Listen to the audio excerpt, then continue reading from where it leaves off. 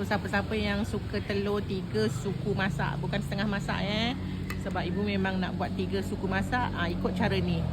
Molek sangat kejadian dia. Okay, jom ibu tunjuk cara-cara nak buat telur 3 suku masak 8 minit. Okey, mula-mula didihkan air. Air dah mendidih, matikan air.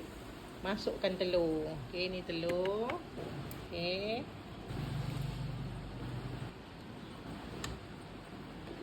Lepas tu kita set lah timer 8 minit. Dan kita tunggu kemendadian. Ini dah 8 minit. Alarm pun dah bunyi. Angkat. Saat lagi kita pecahkan, kita tengok Okay, now kita pecahkan telur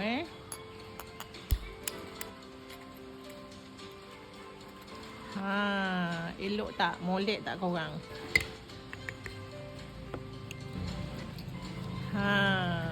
So siapa-siapa yang suka telur 3 suku masak, bukan setengah masak sebab ibu memang nak buat 3 suku masak. Ikut cara ni. Molek sangat kejadian dia.